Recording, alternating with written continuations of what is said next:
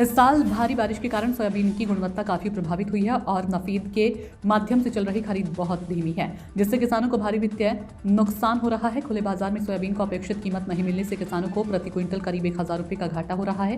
कपास की खरीद के समान प्रगति क्षेत्र मंडल जामबाग खुर्द के अध्यक्ष राजू वानखड़े ने 2 जनवरी 2026 को फैसला लिया कि वे तालुका के किसानों को अपना माल ट्रैक्टर में लोड करके बोर्ड के कार्यालय के सामने लाने और ट्रैक्टर में माल लोड करने और सीधे पुरानी कपास बाजार यार्ड में मार्च कराने की चुनौती देंगे।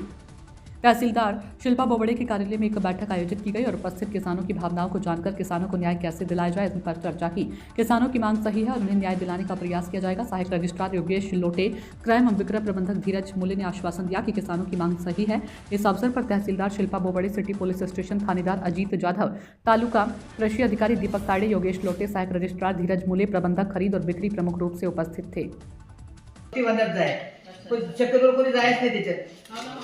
तर मग ते असल्यामुळे आता त्या गोष्टी जातात। तसं तुमची समिती गठीत केली आहे किंवा जी आहे, तर समजा असं जर समजा त्या शंभरातले 2 शेतकरी बांधण्यात जातील, 90% शेतकरी या वर्षी समजा क्वालिटी नसल्यामुळे बांधणार, आता मागच्या वर्षी त्याला झाला आमचा काही आम्ही सगळ्यात तुम्ही मोजला, आम्ही मोजलं, आताही राजू म्हणजे मागच्या वर्षीच्या अनुभवातून पहिल्यांदा खरेदी झाली महाराष्ट्रामध्ये इतक्या प्रमाणात सोयाबीनची, त्याच्यामुळे नाफेडला आणि स्टेट गव्हर्नमेंटला त्याचा अनुभव थोडासा खराब आला।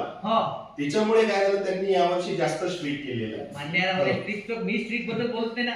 आपलं म्हणणं कसं आहे माहिती आहे काय, की शेतकऱ्याच्या मालाची क्वालिटीच नाही आहे, त्याच्यामुळे शासनाचं जसं काल म्हणतो एमपी वाले माणसं आले, म्हणजे आमच्या मशीन आहे की त्या सरळ होता, आम्ही म्हणे मार्केटमध्ये विकू म्हणे 4500 रुपये सोयाबीन विकलं, तर आम्हाला 800 भेटते म्हणे, नव्हती 4000 गेला म्हणे 1300 भेटते म्हणे, 2 अटी आहेत म्हणजे तिथं संपला विषय। हे नाफेड फाफेड मध्ये आहे ते सगळं, तिथे डायरेक्ट मार्केटमध्ये विका, पावती द्या आणि पैसे घेऊन जा घरी, तुमच्या खात्यात अकाउंटले पैसे होते 1300 रुपये क्विंटल, 1000 रुपये क्विंटल, 800 रुपये क्विंटल। मग आपल्या इथं गोंधळ असल्यामुळे काय झालं माहिती, आपल्याला भावांतर नाही आहे।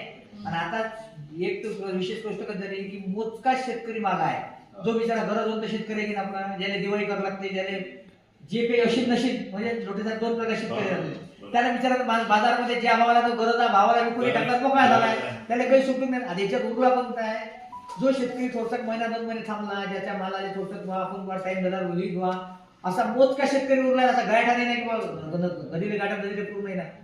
म्हणून आमची अशी विनंती आहे तुम्हाला, तुम्ही थोडसं शासनाने कळवा आणि ज्या शेतकऱ्याचा माल आहे तो मोजून घ्या, मागच्या थोडसं हलकामारी करून थोडीशी सेटलमेंट देऊ, म्हणजे कसं ट्रॅक्टर काय आणि देवाच्या कृपेने जर उद्या जर